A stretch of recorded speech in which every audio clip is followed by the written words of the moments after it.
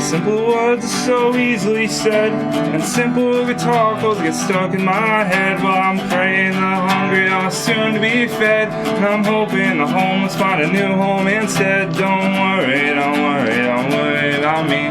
Well, I'm home for an evening that I'm gonna be free. Don't worry, don't worry, don't worry about us. Out on the road and then I'm back on the bus. I said out on the road and then I'm back on the bus. Out on the road and then I'm back on the bus. I said out on the road and then I'm back on the bus. Out on the road and then I'm back on the bus. So, Derek, thanks for coming on here, man.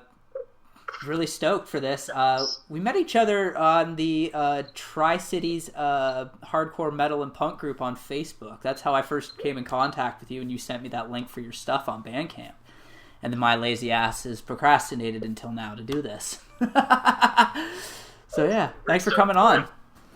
Yeah, I saw that you posted that, and I find a lot of people on those boards, like, they're so quick to pick me, but then they don't put any like context. And it's like when I post for whether it's that or like I'm on the Hamilton music board or Guelph music board or like just different punk groups on Facebook, if there's an opening, I say like, hey, I'm the Washout, I've been playing for years, I'm a homeless traveling, I have music that's about being a homeless traveling musician, and then I have like so a link, and then I try not to just post like a simple Bandcamp link. I'll post like a YouTube video and then like a cover or something like that, just to really give people like, this is what I'm like when I'm doing my own stuff, this is what I'm like when I'm doing covers. And I have a really good Rancid cover that it turned out well, so I recommend that one a lot of the times when I'm talking, and just to try to give people some context to know what they're getting into, and not just somebody who's like, oh, pick me, and then you have to go out of the way to look them up, right? Yeah, but oh man, that fucking that Live and Underpaid album you did with the it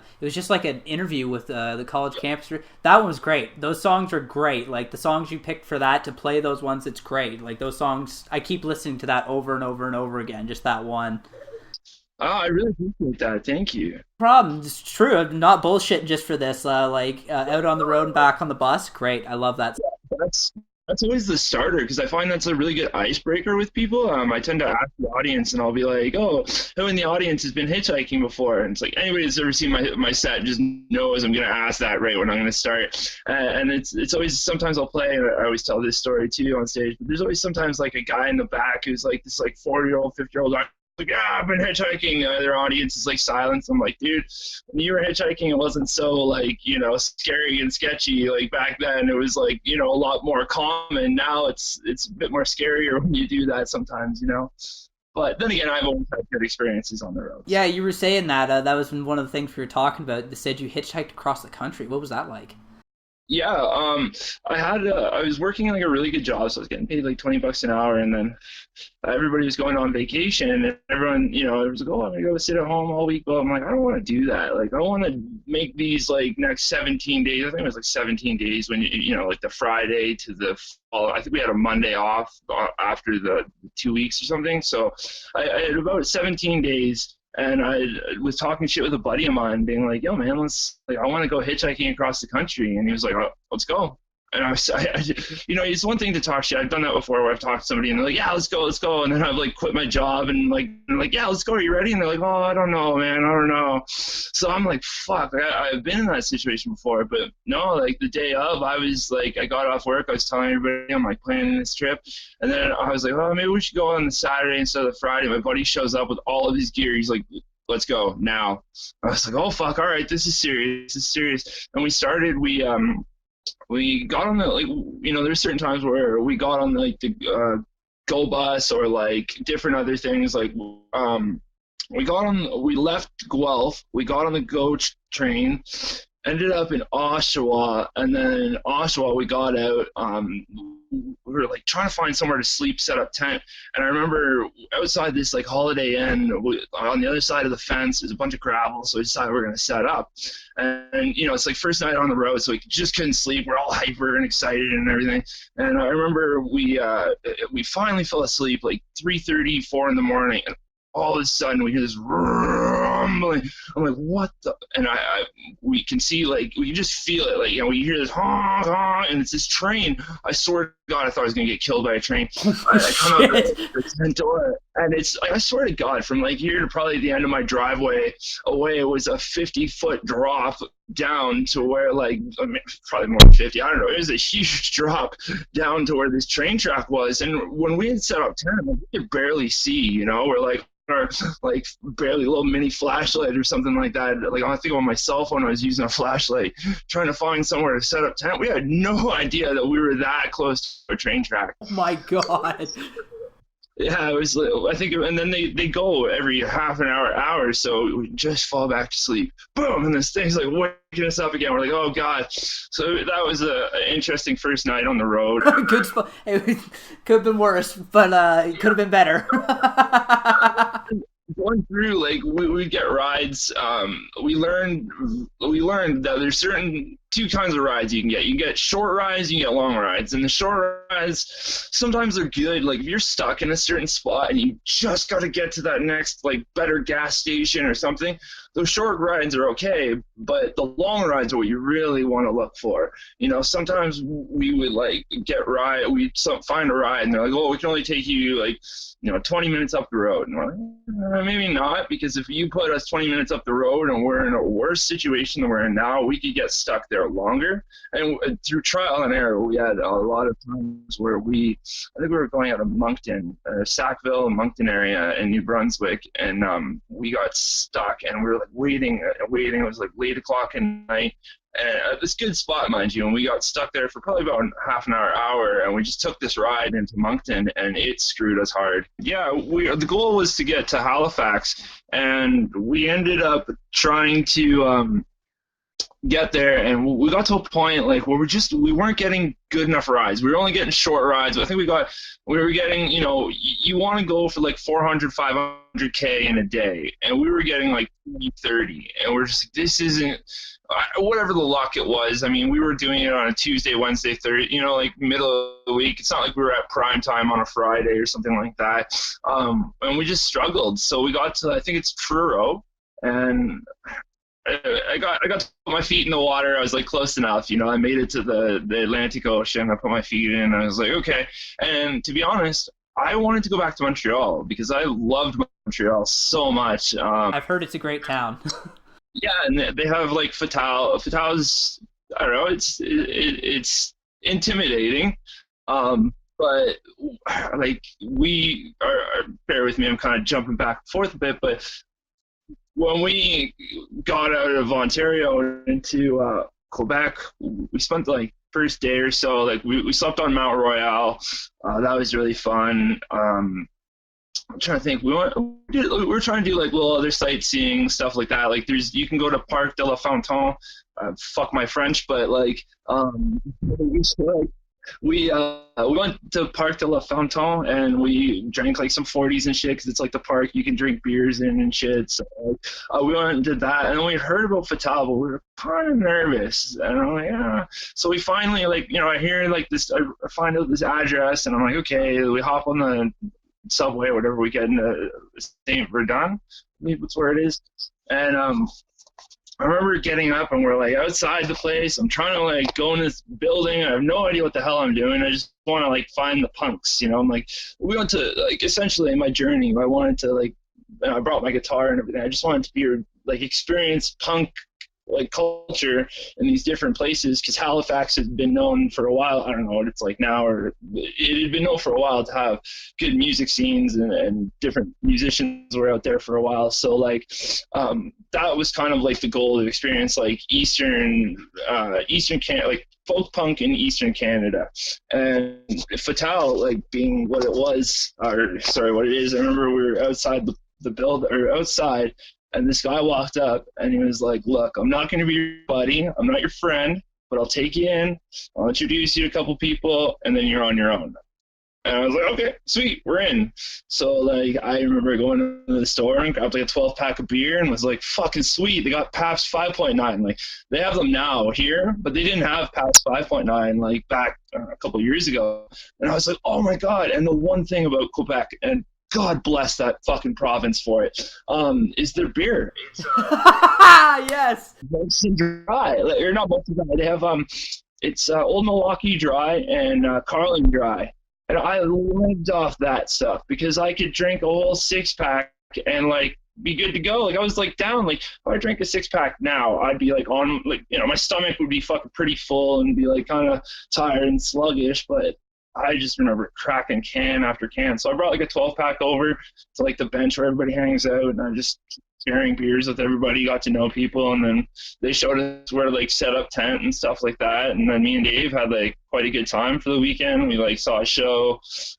It's just like getting to go see one of the shows there was like crazy. Like, you hear about that stuff in like folklore almost sometimes, because it's like I had never been somewhere where like I don't know if you know about Fatal. No. It's essentially like it's like I don't know, like I hope I don't get in shit for saying something wrong, but it's like a big fucking area of like, how do I explain it? It used to be an industrial complex, and then they turned it into like a bunch of like cheap housing. Like somebody bought the and changed it into little lofts and stuff like that. So like it's, I don't know, they're really good. Like, I mean, it's like you get by with your welfare check, right? You put your welfare check on it and you're set, right? So, but it is in an area that's like kind of rough, I guess you could say. Like somebody told me, I was like, oh, like, don't the police come here sometimes? Like, what? And they were like, no, dude, if the police come here, there's probably like 7 cars, a helicopter. Like, they told me that there was like an HA building, like not far from there, like a block or 2 away. Like, so shit had happened, shit does happen there. And I like, not to like in any way fucking, I loved it. It was such a great place. It was so cool.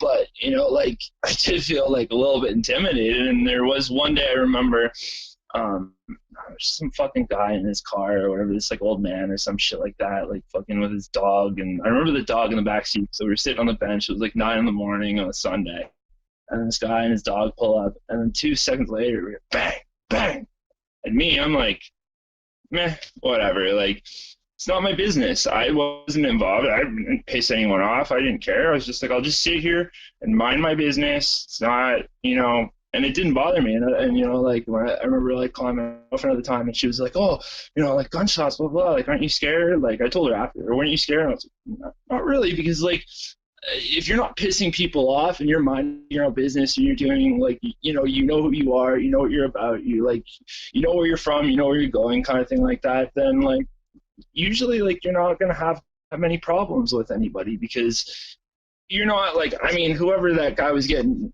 shot at, like, that wasn't my drug deal gone wrong, like, so like, it was kind of one of those things where it didn't intimidate me at all. And it's just like, whatever, it's just a part of something that happens. It's this area. Yeah, it's just the area. Like, you can't go into like, that kind of area and then expect that everything's going to be all sunshines and white picket fences, like there's going to be that rough atmosphere there. And I loved it though. And there's so many great people there. There's so much great stuff that goes on. There's the artwork there is fucking incredible. The graffiti artwork is like just off the wall. It's like so good. And they do this thing called Fatal Fest every year. I think they didn't do it for a year or two, but they're bringing it back. Fatal Fest is one of the coolest fucking things, like better than any other festival in the fucking country, because what it is all these punks come to Fatal and they just I don't know, fucking set up tent on the train track area. They set up tent wherever. Everybody comes in. There's shows like from, I don't know, fucking after, like all afternoon, all night. Just this one crazy big festival. I'm not sure if you've ever heard of the band The Ripcords. Yes, I have. Yeah, there's a video, I think it's called Party in the Parking Lot, and that's in Fatal. So if you look that video up, you'll see like what I'm talking about and stuff like that. Yeah, it's that I think that the punk scene in Montreal is definitely amazing. Oh yeah. My buddy Molotov, he's in the band Brutal Youth. He's like, every time I see them post, it's in Montreal and looks like a good time. Yeah, he's solid. I love that guy. So I'm a big Brutal Youth fan. Me too. I hear ya. So another thing we wanted to talk about was your experience being homeless, and was that in Western Canada, or is that like here as well too? There was a bit of time like out here in like Ontario, I guess, like, well, I wouldn't say I was homeless. Actually, no, like I went out. There was a time where I was kind of jumping from place to place. Like it was just like, you're at one place and a couple months later something happens and you end up, oh, hey, I have a room here. So you end up from one place to another. That kind of happened to me. I was bouncing from place to place, and then I decided to go to Ottawa. It's a kind of crazy story, but what ended up happening was I met this girl randomly. I think it was like Plenty of Fish or something like that, and she wanted to grab weed, and I was like, well, I'm selling weed, so maybe I'll sell her some weed. And then instead of like being creepy and like, I didn't want to creep around and be like, oh, I'll give you some free weed for something. And I was like, no, I'll just sell some weed and make my money and then call it a day. But I ended up hanging out with her, and then the next thing I knew, shit happens. And 4 days later, we were off on our way, or I think it was like a week later or some shit. We were off on our way. She was supposed to go back to Kingston the next day on a train, and I convinced her not to go and to hitchhike with me out there. So I spent the summer in Kingston, Ottawa, being like a homeless traveling musician. I really wanted to like dig my like heels into the like soil, you know what I mean? Like I really wanted to get like real, like I felt like if I didn't pay my dues, I wasn't going to get anywhere, and I had to really pay my dues. And I was like, I'm going to force myself to be in a situation that just fucking sucks, because I'm going to learn from this, and I'm going to become stronger because of it. And then that's actually how the song Out on the Road came out, because when I was spending some time in Kingston, I was reflecting on the summer being in Ottawa, and I'd met like some really cool people and done some really cool stuff out there. There's Crown Land. Like I don't know if you know what Crown Land is. No. It's land that's still owned by the British government. Okay, just part of the Commonwealth sort of thing. Yeah, and so police can't go there really. Like they don't really have jurisdiction there. It's a weird like loophole in like the way land works. So because of that, there was like this whole like, bear with me, like kind of colony of like homeless people that live there. Yeah, so we got on our first night in Ottawa. I'll never forget. Okay, the first night in Ottawa, and the girl I was with, bear with me, she was like a big native girl that was kind of scary. Like I wasn't scared of her, but like if I pissed her off, I would have been scared of her. like I'll tell a story in a minute that like holy. But anyways, the first night we're looking for weed. I'll never forget. Yeah, the first night we got to Ottawa, a buddy of mine had met me in Kingston, and because of the first like couple weeks or month or so we spent in Kingston, then we went out to Ottawa. And my buddy had met me as we were gonna go out to Ottawa, and then we hitched this ride out of Kingston. First ride we got all the way there, but I remember it was this like black dude in this white Lexus, and he pulls up and he's like, okay, I'll take you guys where you guys got to go, but the thing is you guys all got to turn around for a sec. I got to put something in the trunk. When you guys turn around, I'm not taking you. Okay, fine. So we all turn around, does whatever. I get in the car, and like he tells me, he's like, whatever you do, don't go in my glove box. Okay, man. Like I don't care. Like at this point, I'm like, I don't care what's in your glove box, dude. Like I just want to get to Ottawa. Like what do I care what's in your glove box, dude? And he goes, the reason why I picked you up, right? And I'm like, no, tell me why. Yeah, And good he's Samaritan like, reason. yeah, I'm like, why? And he's like, oh, because she's a girl, you're a skinny dude, you're a skinny musician-looking dude, and he's a little Asian guy, and my buddy's not Asian, he's native, so I knew he was like cringing inside, like, but he's like, oh, I'm not fucking, because he's true, he's very proud to be native, so he's kind of like, you could tell. So I was laughing about that on him, and then when we got out, the guy gave us $10. And it was the only $10 we had, so we had to figure out what are we going to do with $10. 3 of us. My buddy Jules, he wants to go buy he wants alcohol. I want weed. Jerry wants cigarettes. So I believe what we did was we bought a pack of cigarettes, traded some cigarettes for some beers, and then somebody just smoked us a joint.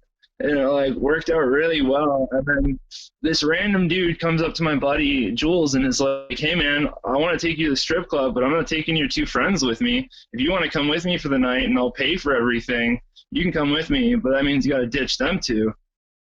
He was gone.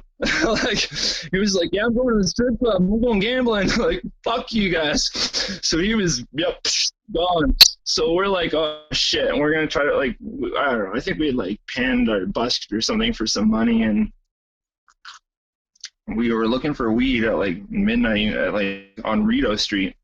Rideau Street is like kind of like one of the main streets in Ottawa, but it's very like 12 o'clock at night. It's pretty fucking sketchy. Yeah, it's the McDonald's used to be 24 hours, but it's not Jesus anymore. Christ. And I kind of don't blame it. Like, Yeah. oh man, it's like one of Nothing good happens at a rough, 24-hour McDonald's after 12 a.m. That's just facts of life. No, it's just the way it is. Like if you can't go, if the bathroom's locked, don't go in. Like don't be the next guy to go in. Like, you know what I mean?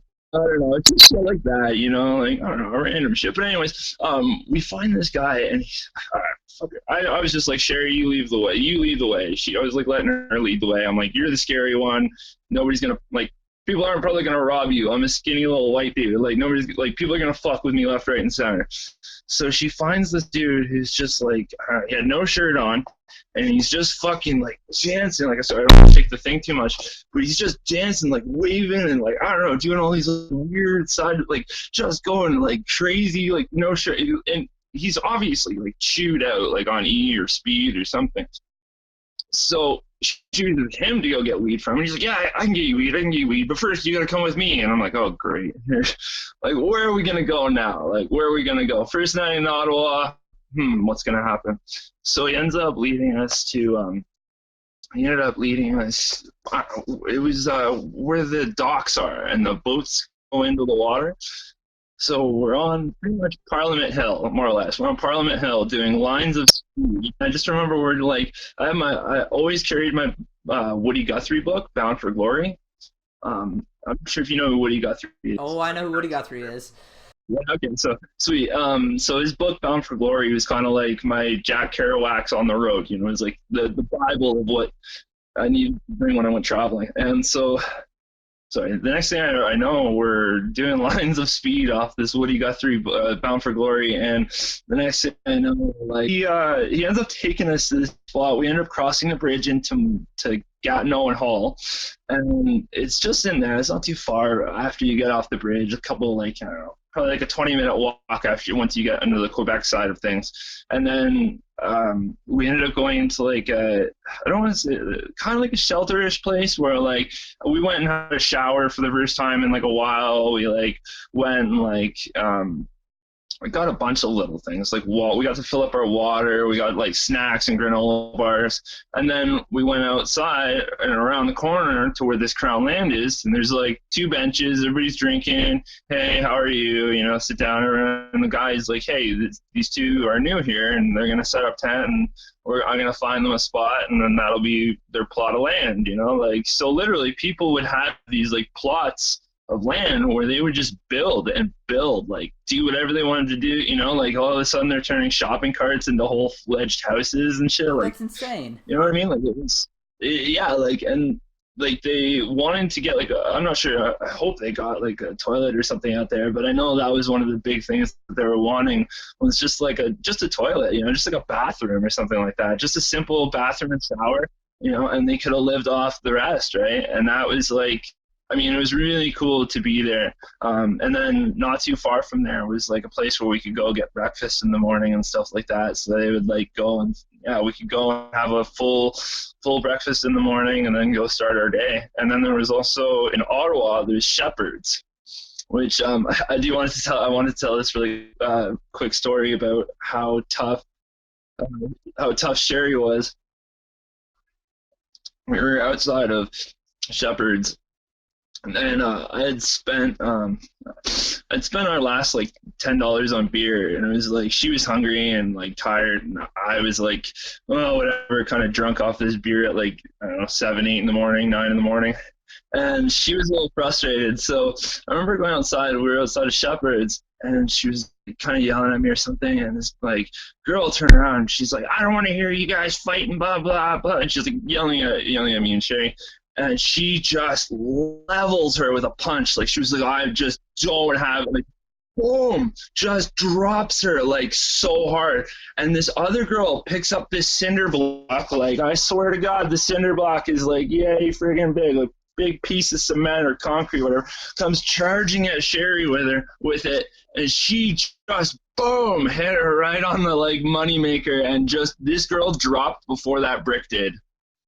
Like this girl hit the fucking pavement before that brick. Like I'll never forget her flopping. Like her feet were up in the air and her head was hitting that floor before that brick hit the ground. And I'll never forget that. Or quickly, I just because Ottawa had some really cool shit. There was this lady in a wheelchair. We met like a sex worker who was like this old lady in a wheelchair, and she called it. She said like she had the wheelchair mafia. Like, Love it. People like would go and hang. Like it was like this little gangster crew of old people. Really, like they were legit, and like I would get weed from her all the time. And this lady actually let us stay at her place for a little while, like a couple days. And it was like God bless her heart, because she really did care about us, because I was dehydrated, like legit, like burnt out, dehydrated. But anyway, sorry. I thank her for letting me stay there. But one night we were busking outside. I always busk near this like venue or liquor store or something. I had found my spot. I always like doing that in towns or cities. I always find a spot and then I just get comfortable there. And I started making, like local. I started becoming a local in that one spot. And this guy, while I was busking, just, I don't know if he was drunk or whatever it was, he decided to kick this lady's wheelchair. And Sherry, being the way Sherry is, was not having it. And she grabbed the McDonald's cup with ice or whatever, threw it in his face. And the next thing you know, she's just leveling this guy, just boom, boom, boom, boom. His whole eyebrow was like hanging, like off. His eyebrow was legit hanging off, and he took off and went behind some dumpster or whatever, and took off down the street. And when the ambulance came, they were like, "Oh, what happened?" Blah blah, and she was just like, "Oh, that guy kicked her wheelchair, and I beat him up." And they were like, "Oh, okay, fair enough." And I went off and like we went to go help him, and yep, she was like, "No, I was sticking up for this lady," and blah blah. We're like, "Oh well, you got what you deserved." But that was Ottawa, like that was not all Ottawa. Ottawa was a really nice place. It was like I loved how much it looked very like a city, but it also had a lot of like greenery. Like it has so much. Like it's very well trimmed. I don't know. Like, I remember at the top of whatever the main mall is down there on the top had all these like plants and all this like greenery, and I was like, wow, like this is like a really like almost like what do you call it, like a metropolitan kind of city or something like that. But then it's also got such like beautiful water and the bridge and like being on Parliament Hill, sleeping on Parliament Hill and getting woken up by fucking Parky the fuck ranger or whatever it was. Like I don't know, some asshole wakes me up and I'm like, oh, where am I? And like, oh, I'm on Parliament Hill getting harassed by like bylaw or some shit. Oh, Canada. Yeah, oh Canada. Yeah, exactly. Yeah, but no, Ottawa was good to me, and I don't know. I like it, and I want to one day go back and play. I have a good friend, Rich Krist. He's amazing, and he's another solo acoustic guy out there. I know that what's it called? House of Targ. Like somebody was saying like how a friend of mine was working with a band and she got them a show there, and they were like, I was like, what? How would you miss out on a House of Targ show? Like what? I don't know. Anyways, yeah, so sorry, I'm gonna jump quickly back to what you were saying about homeless. We were talking about being homeless, and this was your first night in Ottawa we talked about. So then how did you get from there basically out west? Oh, so what ended up happening is I came back, and then I was with somebody, and bear with me. I was kind of in a not in like the most committed, I guess you could say, relationship, and the person I was with got pregnant, and I wasn't ready to be a dad. It was hard, you know. Um, it was hard. Like it was, I wasn't ready. And I think the thing was, is before she had gotten pregnant, I told her like this summer I'm going on the road. Like I don't care, you're with or without you. I'm going on the road. This is what I want to do. I'm looking for somebody who could help me get to where I want to go on the road. Like, you know, what are you going to bring to the table? And, you know, like the reply to it just wasn't like I wasn't in love, you know, like I just wasn't in love. And it's not fair to stay with somebody when you're not in love with them, regardless of if they're pregnant or you're married or whatever it is. If you're just not in love with somebody, there's no point. And you're not, I didn't see myself living the life that I think she wanted me to live, which would have been more like stay at home, you know, like, you know, working 9 to 5, being like the dad kind of thing. And I wasn't ready for it. So, and I think one of the big things that I wanted to teach my son, and now he's older, so I'm able to kind of actually teach him this stuff, is that you got to do what you love. You know, you have to love yourself before you can love somebody else. And I didn't think I was going to be able to love myself unless I did those certain things for myself, like travel and be a musician. And like my goal was to have like kind of a punk rock family, so that, you know, if something ever happened to me, that my son would always have a sense of family through the punk rock community. And recently he actually got to come to a show, my last show that I played in Kitchener. He got to come, and it was at Harmony Lunch. It was an all-day show, all ages, and I brought him, and he actually got to see me play on stage. And it was like a really full circle moment from, you know, when I had to leave and you know, kind of break his mom's heart. It was hard, but it was also something I needed to do for myself. And sometimes in life, you kind of just gotta be selfish and greedy. Like I don't want to really say that it's something that people should always do, but it's that sometimes you just got to do what you got to do for yourself, or else you're not being true to yourself. And I felt like I really wouldn't have been true to myself had I lived a life that wasn't something that I wanted. You know, it wasn't meant for me. So in the long run, it worked out, but at that time it was kind of hard. So when I come back from Ottawa and Kingston, the relationship just wasn't working in Kingston. Me and Sherry just weren't working. So 4 months, we spent literally from the day we met, we spent 4 months, and I think it was like 4 months, a couple weeks or something like that, together every single day. We did not have a single day apart. So that's hard on somebody especially when you first meet. Like from the first day I met her to the day I left, we didn't have a single day apart. Not 24 hours were we apart. It was insane. I mean, I can do that now with my girlfriend, but I've been with her for like long enough. Like I didn't just do that from the day I met her, you know, like it was, so in that sense, it was a good summer. You know, it was a good summer. It was a learning experience, you know. And then I got back and I wanted to go and be, you know, it's like I always tossed and turned between wanting to the 9 to 5 and wanting the homeless traveling musician life. You know, I mean, not always homeless, but I always wanted, you know, in the car or something like that, traveling and being a musician. I was tossed and turned between the two, and I had never been able to really find that balance between either or. So after getting back, I was like, okay, you know, maybe being a musician, it didn't really work out for me right yet. I wasn't happy with my results from Ottawa because I didn't feel like I'd played enough shows or progressed enough as a musician. So I was like, okay, I'm gonna go get a job and try to start over.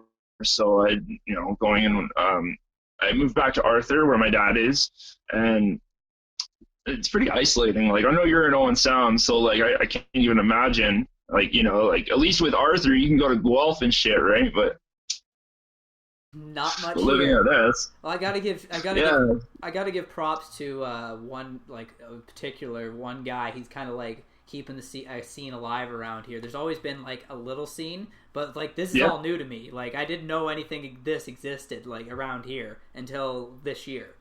But anyways, quickly just running back to it. So I decided to go work, and I was living in Arthur. I was trying to get my shit together. I was in a new relationship with somebody that I really liked. I was trying to she was in Kitchener, so I was kind of trying to like get a job out there. I worked.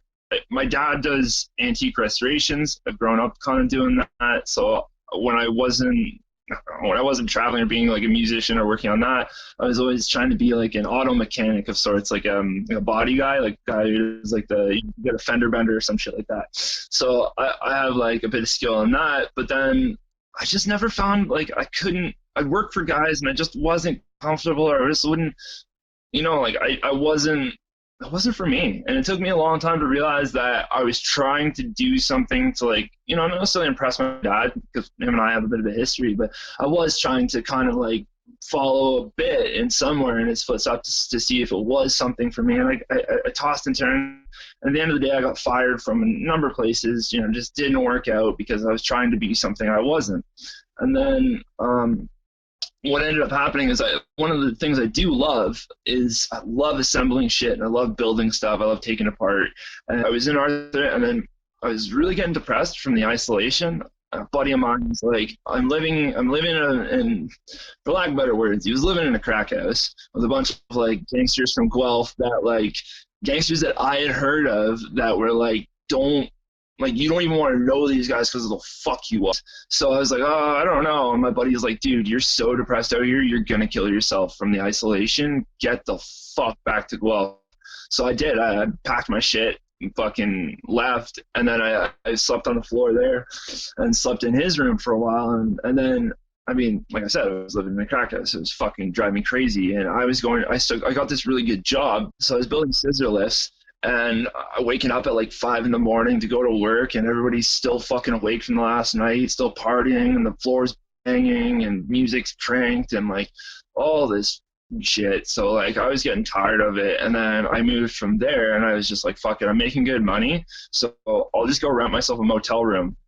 That was a bit of a mistake in some ways. It was good in some ways because I finally had my privacy and got away from that house. But at the same time, I went from paying like $100-200 a month to sleep on the floor to paying $1,100 for a fucking motel room. Like, there was an apartment building across the street that had a 2-bedroom apartment that was gorgeous that I couldn't get because I had bad credit and had no co-signer. So I had to go for the $1,100 shitty ghetto motel room that, like, oh god, there was just like somebody got flashbanged there because they were like barricading themselves in the motel.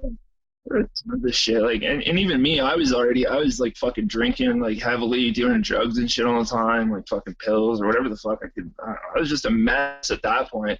So I was already in Schitt's Creek there, just fucking drowning. Like I wasn't doing well. And then I ended up in the hospital a couple of times just because shit was tough. And then I remember getting out of the hospital and I met this girl that was just changed me. She was really good for me. And then I moved from there. I just couldn't afford that place anymore. I couldn't afford the motel. Debts were acting up. And I mean, yeah, I was making good money, but $1,100 and a drug habit and a fucking alcohol and blah, blah, it just adds up.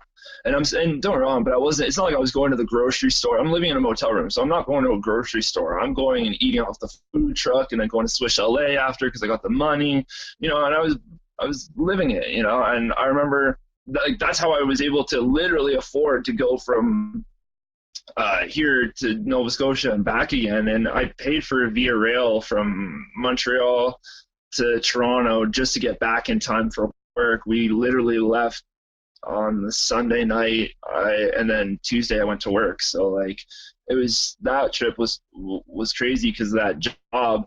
But then that job, kind of went tits up, and I was at that time I moved from a motel to a buddy's. I just met some guy on like Kijiji. It was a cool house. My buddy, I'm still friends with them all today. My buddy Derek and my buddy Cam, who I'll be talking about in a minute, and then KB. It was a cool house, but I never felt like it was my own. It was like I just felt like I was renting a room. I didn't feel, like I had my cat Brody, and when I was kind of hopping from place to place, I didn't really have a place for him, so I never really felt like anywhere was home. And then I ended up. Derek was the landlord or whatever. Like he had the lease, and he didn't want to be there anymore, so I was like, oh, whatever, I don't care. I've got this job. No big deal, right? I'll just go back to another motel room or something. And then he gave us 2 months notice. And then after the first month, I got told I was fired. I got laid off or whatever. So I was like, shit, like I'm laid off, like fuck. So I didn't know what to do. I was pretty much going to be homeless. And then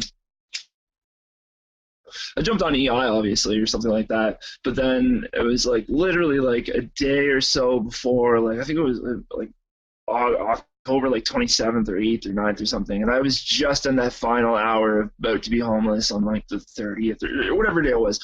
And then I got a message from Nate from the Nasties, and he was like, hey man, do you want to like, are you homeless still? Like what happened? And I just explained like, I lost my job at the same time that my buddy was getting out of the house. So he was like, oh, you want to come live with me?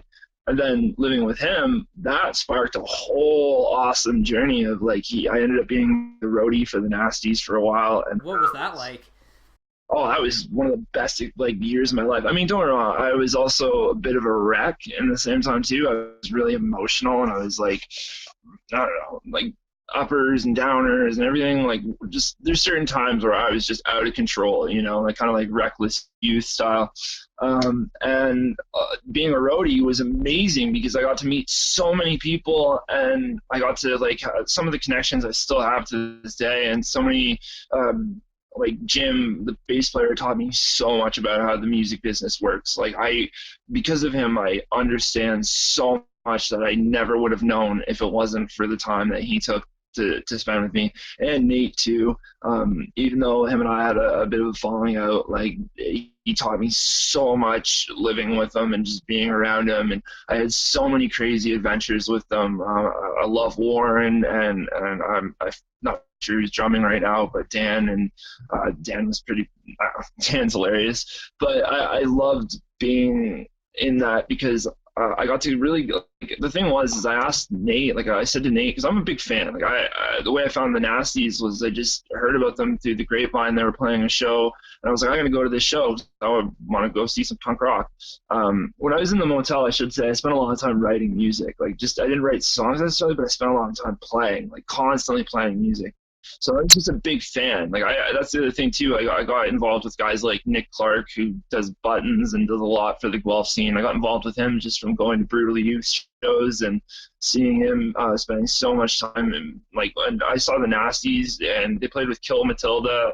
Just amazing. I was like, this is what punk rock is all about. This is what punk rock, means to me, kind of thing. So I just kind of being a fanboy, Nate, I said to Nate, I wish I could go to some of your shows that were outside of the city, but I just don't drive or anything. And he said, like, well, why don't you just come? And I was like, I'll take you. I was like, what? Oh my God. So I got there's a picture of me with Nate and Warren, or with Jim and Warren, and I've got like a DOA vinyl, and I've got like 2 beers in my hand. I'm just so living life because I got Joey Shithead from DOA to sign the book. I got a vinyl. Oh, I got to like chat with them. I was like, and I was super humble about it because I was like, I don't want to waste this guy's time. Like, he's a fuck. And one thing I noticed about Joey Shithead, that guy has got working man hands. Like his hands are like, I always look at somebody's hands, and you can always tell how hard somebody works by what their hands look like. Big, oh, don't worry, me too. I've got like on the tip of my finger or like the side of my hand from like screwing like nuts and bolts and shit. I've got a bit of callus, but like no, I'm not like my father. My father's got those big, hardworking, calloused hands, and so does Joey Shithead. So obviously, I really respected about him a lot, and the politics of him, and which I'll end up mentioning in a sec. But going from that, I ended up like in and out of different relationships, and then I also started playing a lot of my own shows. And just different things. Like I was playing different house shows. I played like a show under a bridge once, and I was just meeting all these different musicians. There was just a lot. There's like the Toronto scene is really cool. I really liked a lot of things out there, and that was the time where I got to do the CFRU. So it was really cool when I did that interview. I'd gone from I played a show on Thursday. Or it was like a Wednesday or Thursday. Yeah, I think it was like a Thursday. I played Thursday, Friday, Saturday. I was off the Sunday, and then was doing another show Monday. But on the Sunday, I decided to do open mic.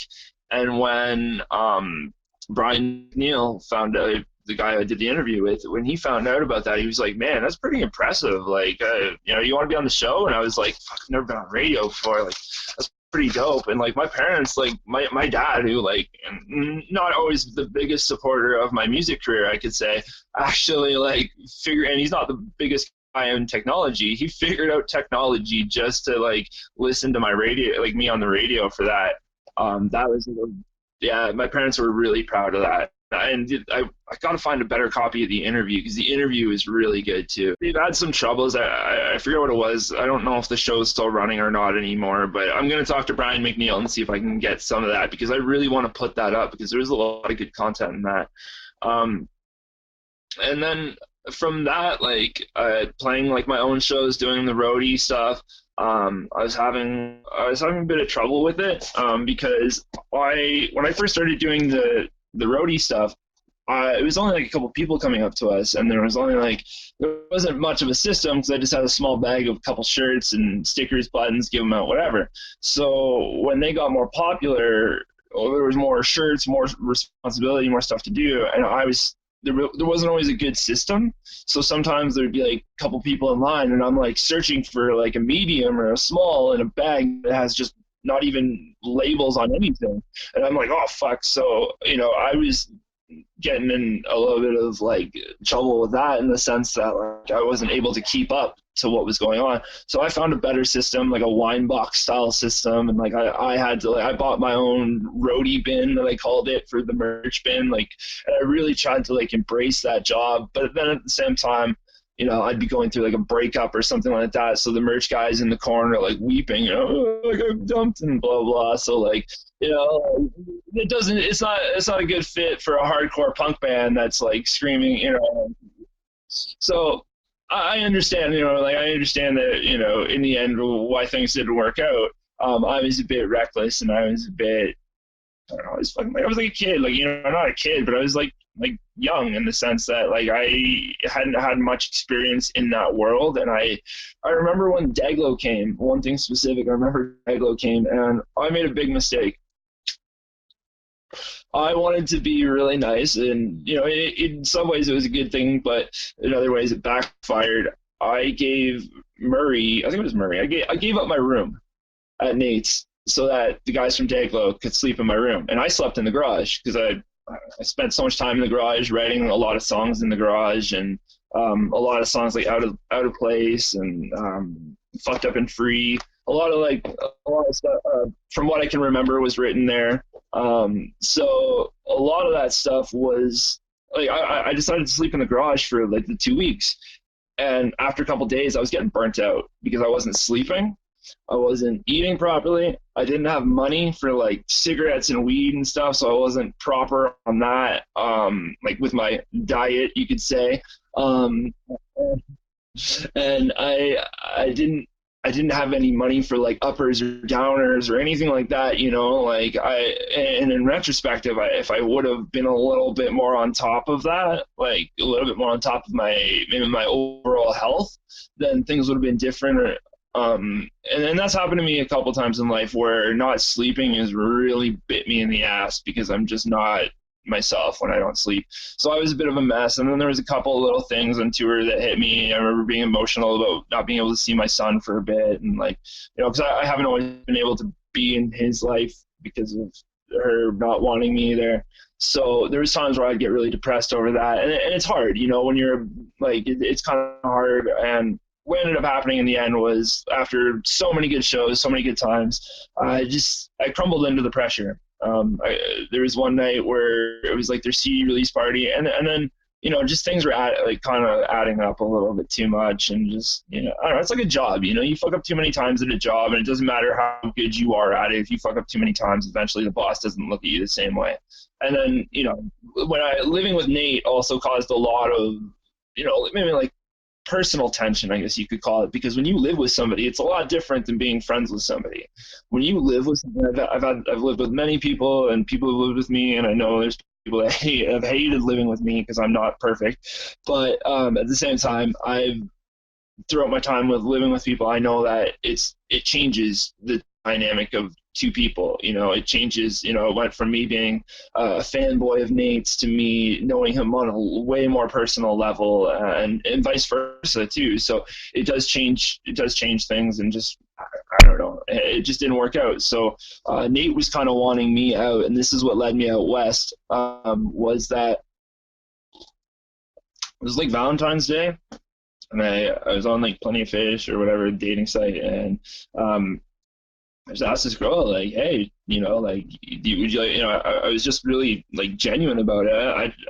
Like I've been doing like online dating and shit for like a long time, so I just kind of have a certain like approach so that I'm just trying to be very genuine with people, you know, like I'm not trying to just get in someone's pants. Like I genuinely want to get to know somebody and build like something there.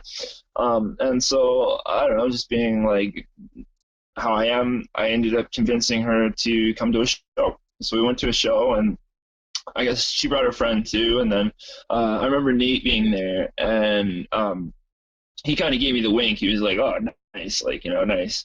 So I was like, all right, cool. And just having a good time, being myself. I'd kind of been not feeling so good for a while. It was the first time I really got to get out of my shell a bit.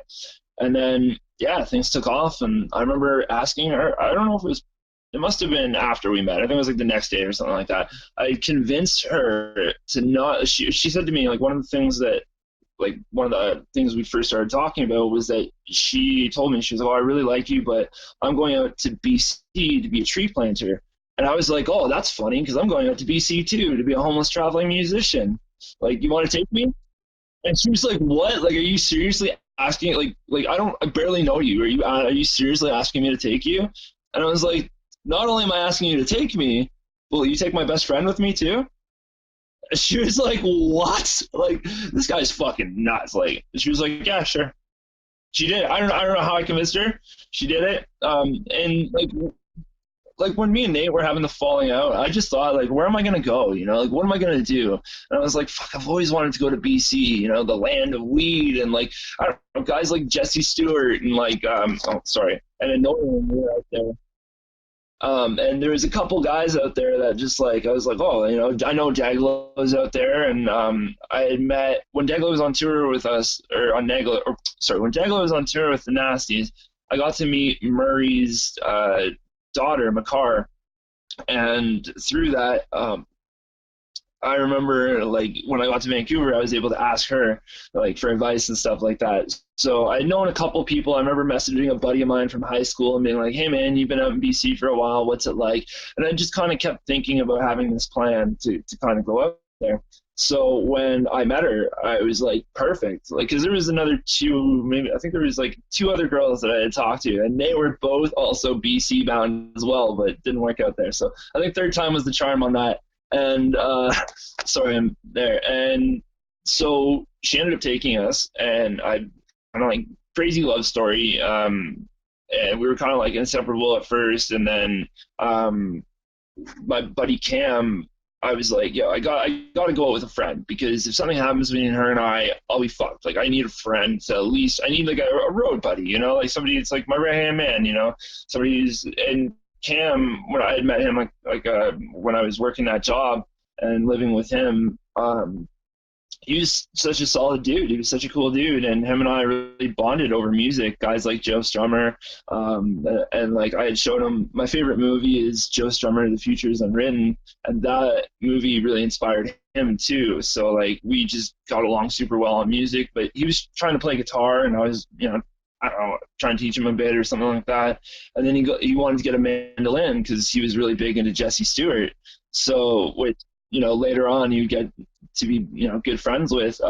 So he got a mandolin. I was really stoked for him. I remember like he was getting his welfare check in like 2 days or something like that, and I think I got mine already. So I was like, fuck it, dude, I'll just buy you the mandolin, pay me back in like a day. So whatever. I remember like doing that for him, and I was like, yeah, I'm fucking stoked for this. So we got the mandolin, I had my guitar. Going out, I'm like gonna be a homeless traveling musician. So we went, and driving through was one of the most incredible experiences of my life. Going from Ontario to BC, and I think like it was like 10 days. She had to be out there for doing tree plantings, so So she had a bit of a time limit. I think it was the end of May. Yeah, the end of May, I believe. By the time we actually got out there, by the time, or no, end of April, April.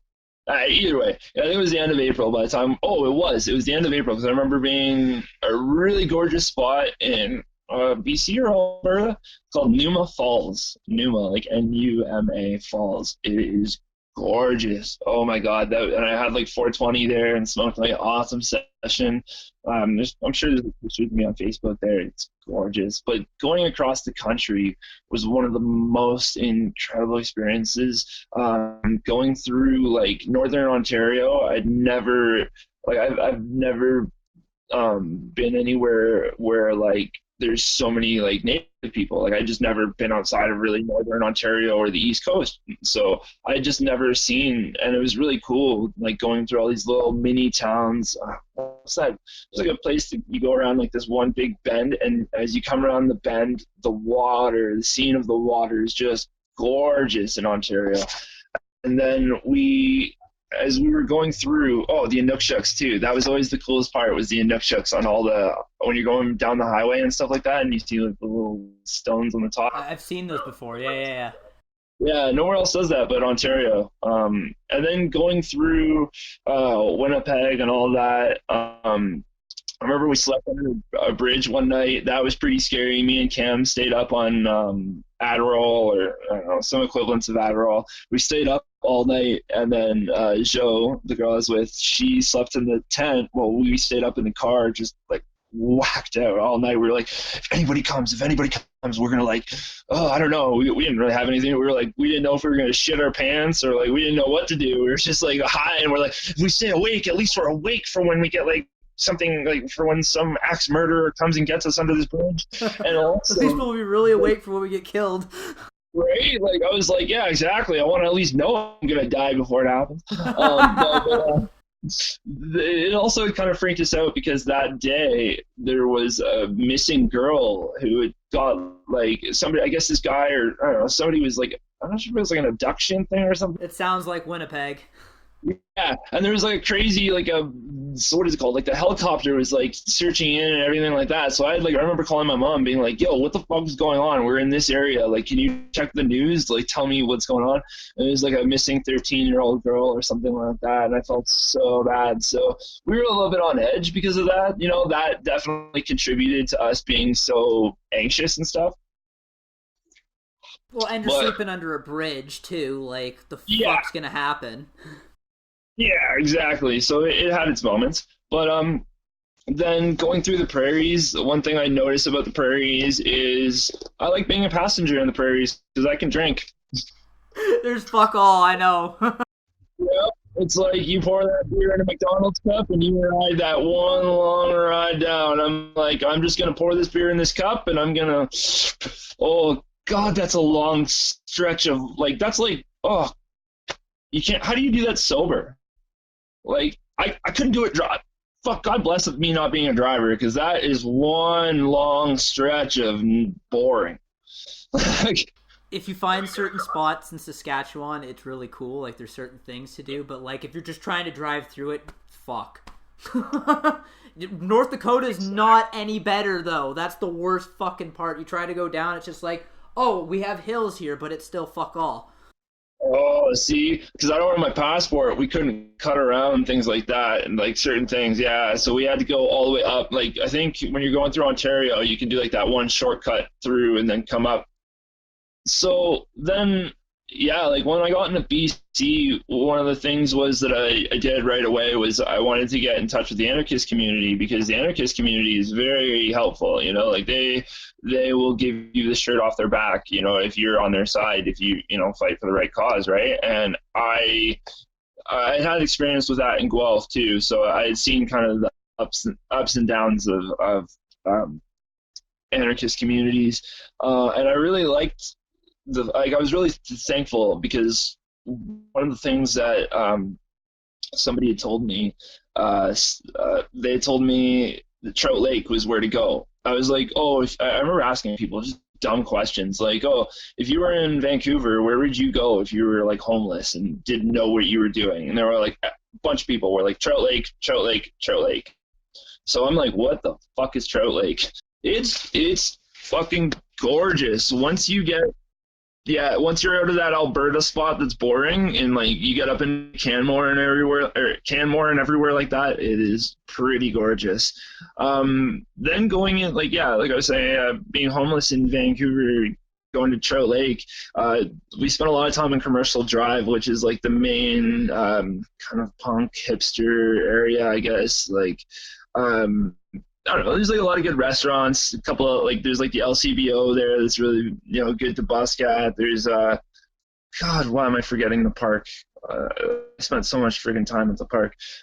Whatever park's on Commercial Drive down past the liquor store. I definitely spent a lot of time drinking there, and like just fucking. It was like awesome being in Vancouver. You're like in Ontario, you're like anxious to smoke a joint up the road or something like that, and in Vancouver, you're like, oh, they got worse shit to deal with than somebody smoking a joint and drinking a beer. Like this one park, they just fucking, I don't know, come by every once in a while. You just kind of tuck it to the side. Nobody really said anything. I don't know. Personally, I never had any problems there. I know that the cops did come a couple times, whatever.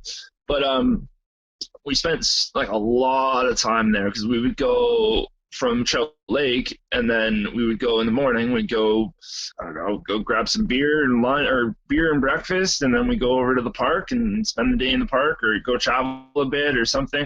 But at the park, there was a lot of musicians out there that were like, I wish I remember the band that they had. It's like a bunch of guys got together for like a big band. But then Jesse Stewart was out there. I remember Grant from Annoying was out there. I know Stick and Poke was out there, and then like I don't know, the Stick and Poke didn't really come to that park, but I know that like being there, seeing Grant. You know the band Annoying? No. They have a song called Broken Hungry, which is like really good and definitely like describes that like kind of hobo junkie lifestyle.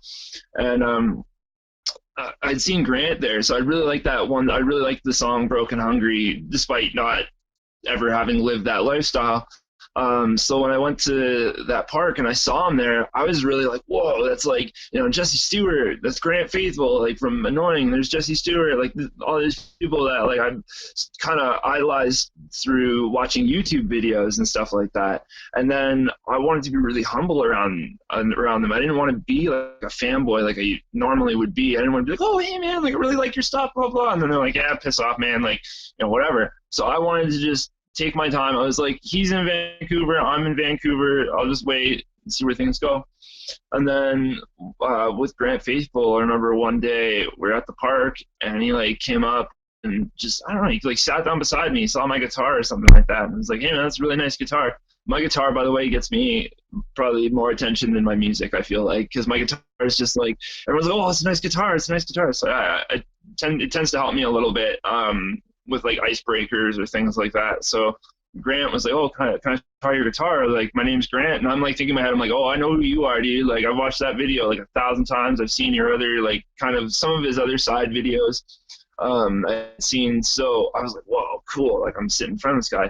And he was like kind of tweaking out a bit. So like what he would do is he'd play like some really cool stuff, like just like a little sesh of music. And then he would tell me about the guy that taught him how to play music and like some of the, like his music teacher and some of the downfalls. And he was like, man, like, the guy had said to me, like, or he was kind of like talking about how when the music teacher had told him, like, I can't, teach you anymore because I'm kind of fucked up on drugs and stuff like that, and it was really hard for him. And then just different things. He's like telling me this really personal stuff. Like, sorry, I don't know what I shouldn't have said, but like, he's telling me all this personal stuff, and then he's playing, and then he would snap out of it all of a sudden, and then he'd be like, Timmy, like South Park, like Timmy, like hardcore. And he's like, man, we should make a movie. Like, we should make a movie, and I'll like write it and I'll direct it, and it'll be like all about Timmy. And he's going on, and then like, because he would pass me back my guitar.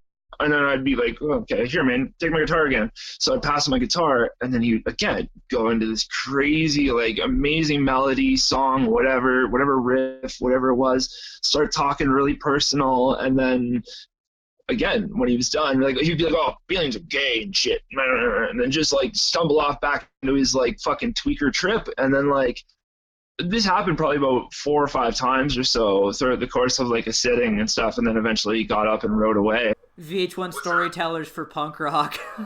Right? I swear to God, it was just that was one of the moments that I was like, man, it's like it was pretty gnarly. And then how I met Jesse Stewart was really cool too, because yeah, that was the thing too. Like I had seen that, and I think that's kind of what got a lot of people started with him. Like that one video is just, like 2 million views or whatever the hell. I don't know, probably 10 or 15 now, but like and then he's got a whole story on how there's somebody that like hacked his account and then like was taking like some of his monetary money that he was getting from YouTube, and how he had to like use a lawyer or some shit. I don't remember like the full logistics of it, but I know that there's a whole story about how he had to like go through a bunch of shit to go get his YouTube account back so he can get the monetary value out of the video and stuff like that. It was pretty crazy. 8.6 million views. I just looked it up. Holy crap. Pretty good, eh? Just for literally someone filming it on their phone and him just giving her on the fucking mandolin.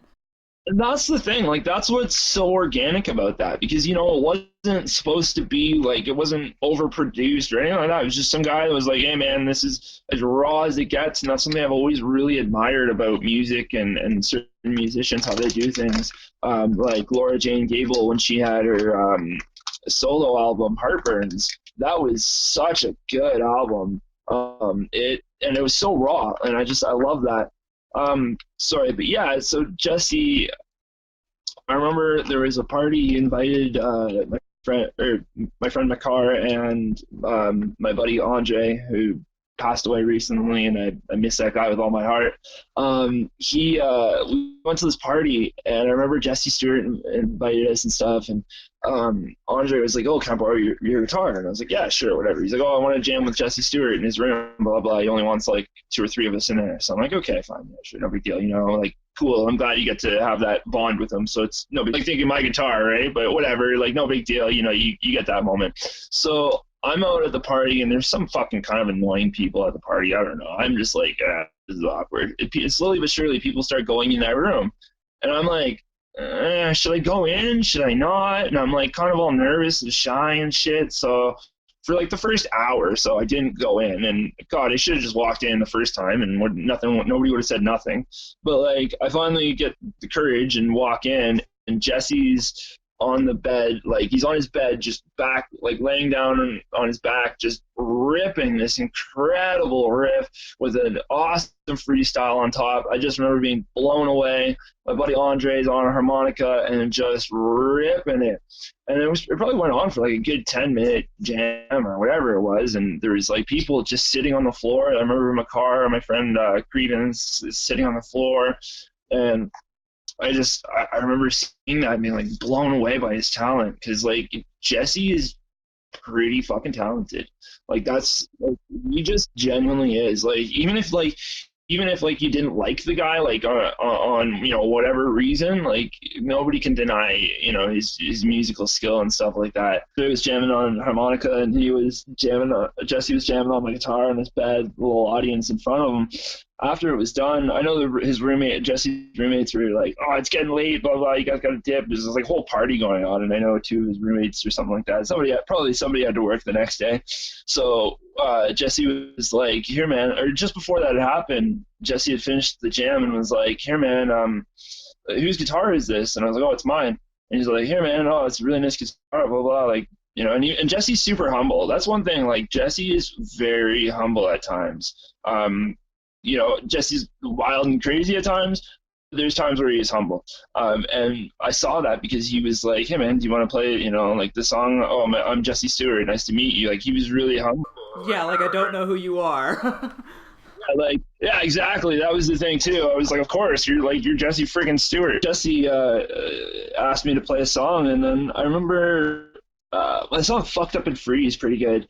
So I was like, oh, maybe I'll play him Fucked Up and Free. Like, I wanted to hit him with a good one. Not every day that somebody comes up to you and says, it's not every day Jesse Stewart comes up to you and says, hey, man, play a song for me. Like, What? I was honored. And in the same respect, too, I also got that experience with Murray from Daglo, where when I was telling you I was sleeping in the garage, he came out in the garage and we had some good times. And I played a couple songs from him because Nate had turned to Murray and Nate had said, Murray, you're my idol, but I'm this kid's idol.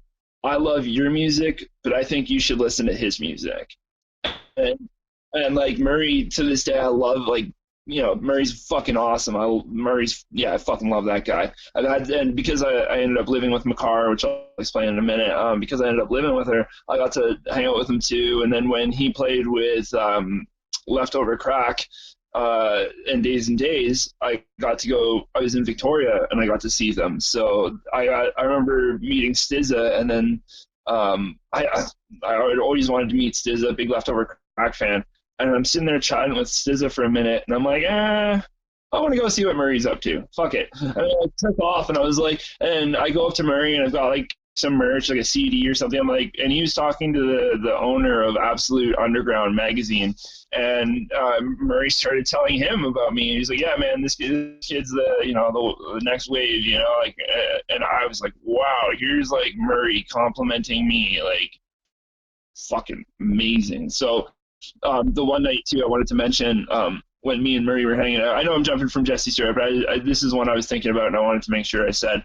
One night when I was hanging out with Murray, I was saying before how I was kind of bummed about how I couldn't see my son around that time, and I was talking with Murray, and I thought about it. I'm like, I got one opportunity to ask. If I could ask this one legend of punk rock any question, what would I ask him? Like, one question. Here's my opportunity. If I want to say or ask anything about the business or the being a musician, here's my chance. What did I ask him? I said, hey man, like, how do you, like, I kind of explained my situation with my son, and I just said, like, how do you be a punk rock dad? And like, I asked him kind of instead of asking him for music advice, I asked him for father advice, And I remember the one thing he said to me was, he said, is your son in a good home? I said, yeah. He goes, does he have a loving family over there? Yeah, absolutely. He goes, you know what? Don't worry about it. Keep doing what you're doing. That kid is going to meet you one day, and he is going to love you with all his heart, and he's going to be so thankful for all the work that you've put into what you've done.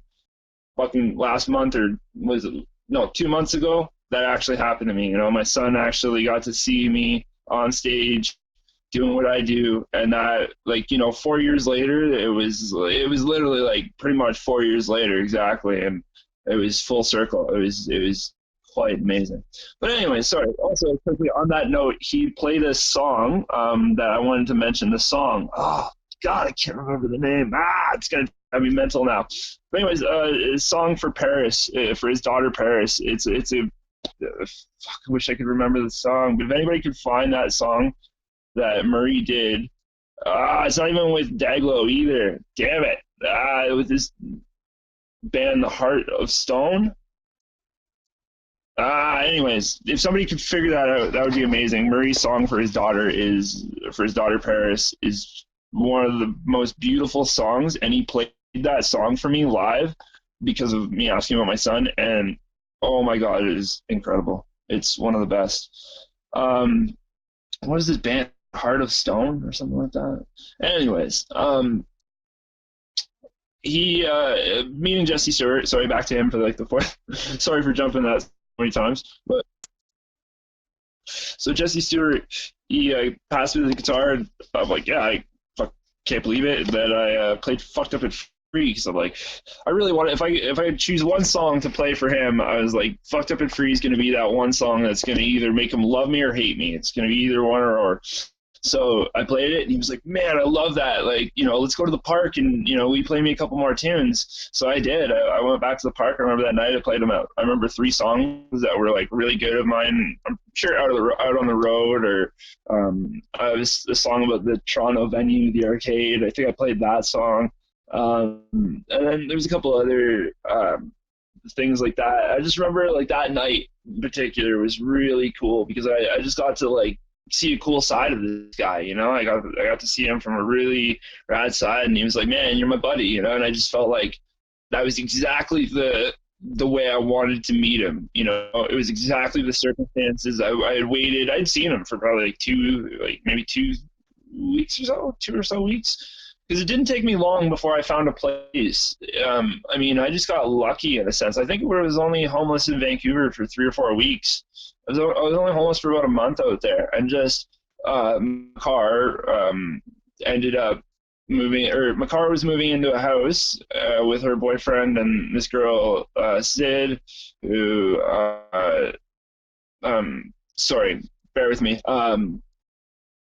Ah, sorry, I just felt like I might not have used the right pronoun, and I apologize for Sid for that if I used the wrong pronoun. So it was Sid and Makar and Rylan, her boyfriend at the time, and then me in a room, and then Cam. So there's 4 rooms. Makar was trying to fill up the other 2 rooms. Like Makar and Sid they were getting a 4-bedroom house that Sid had got a job with this guy working on. So this guy had a contract, whatever, independent contract to work on this house. She was like learning from him as like apprentice or whatever you call it. And then she was like, hey, I kind of need a place, would the landlord rent to me? So they were doing repairs. Like I remember moving in, and I like slept on a floor, and there was like no electricity at that point because they were redoing all the wiring and stuff. It was pretty crazy. And when I first got to Vancouver, the first thing I did, sorry to jump, but first thing I did was I asked my buddy Ian from high school, and we slept at his place for about 3 days or so, and we got to just barely learn the city. And what I do, and I think this is so smart for people to do when they go to a new place, is if you get a map, or just as you start to understand the city, I always tell people to build it like a box. The most west street the most east street the most north street and the most south street and then you build like a box. I don't know, I'm trying to do that on the screen. You build like a box, and then as you progress, you're like, oh, I went 2 streets north of this street, so then your box gets a little bigger. And then as you build your box, you understand that area, because you're like, oh, well, this box is now turned into like a rectangle because I've been all the way west on this one bus. I know that there's this street, and that street, and then this street that this is the last street that I really know of. So you've now begun to build your surroundings, and that was how I learned Vancouver. That was just, I was like, fuck, I'm in this new city, how am I going to do it? And Montreal too, I did similar, but Montreal is a little bit more complicated. Well, that and not knowing French. But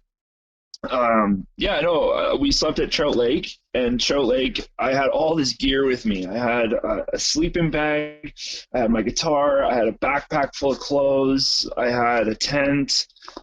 Oh God, what else did I have? I'm surprised I didn't have a fucking soccer ball. Like, I had it all. Like, I had so much stuff, and I was dying from carrying it. So we were putting it in these lockers at Trout Lake, and Trout Lake closed at 9:30. So every night we had to be back by 9:30, or our stuff could get thrown out. We did that for about a week or 2, and then, like I was saying, I met with the anarchists, and I started learning about what rent evictions are. So a huge part of the reason why there's a housing crisis in Vancouver is because I don't want to say necessarily like foreign investors, but like different investors from maybe like outside of the country or inside the country too. They will buy an apartment building. Like rich people will go and buy like a building, and then they'll kick everyone out. Like a building that's more on the dilapidated side, right? Like more, not the highest of income. And then they basically tell everyone, you've got a month or 2 to get out. We don't care. And we're gonna, if you want to stay, then you can come back after for this amount of money in rent.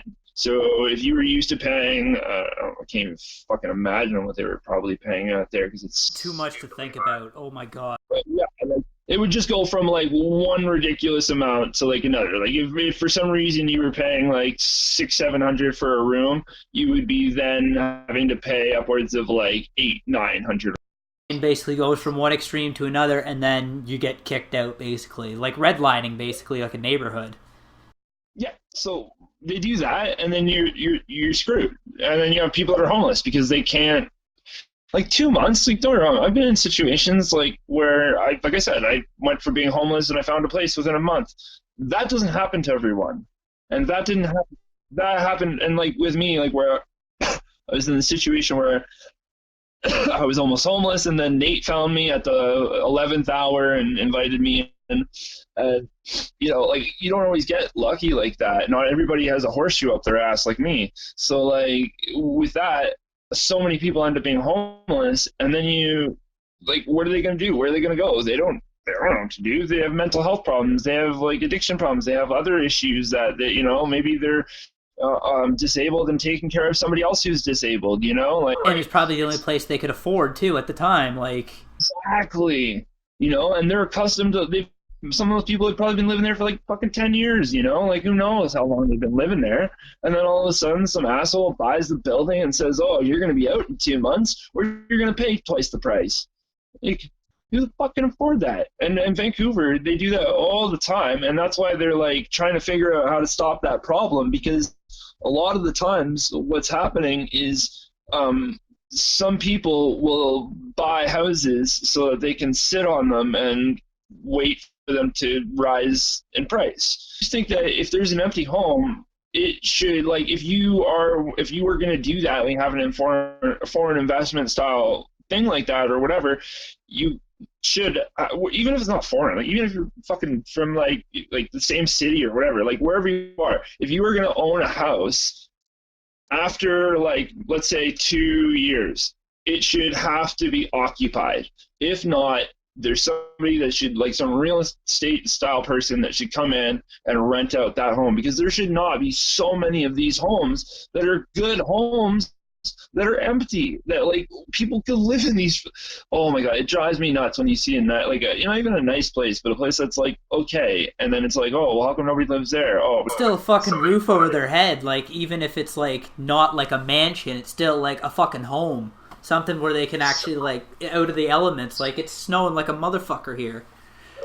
God, and it drives me nuts how many people... And you know what? That's why, like, homeless people flock to Vancouver, because, like, it's not so cold and stuff like that. But at the same time, like, when I went out there, I remember a couple people from Vancouver were a little bit pissed, because they're like, man, you fucking Ontarians, all you guys came this year and you brought all the snow with you. We haven't had snow in so long. Like a couple people were like, you asshole.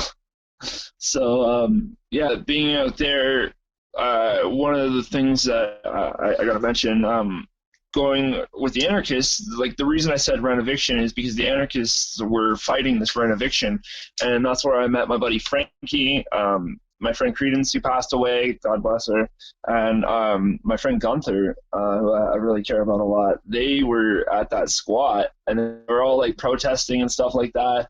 And I remember at the time Cam was getting a dog. Like Cam wanted a dog, and I was like, dude, I don't think you should get a puppy when we're homeless. Like that's a really bad idea. Like, and I should also mention, when we were at Trout Lake, a good reason not to get this dog was because we were getting woken up by coyotes some mornings.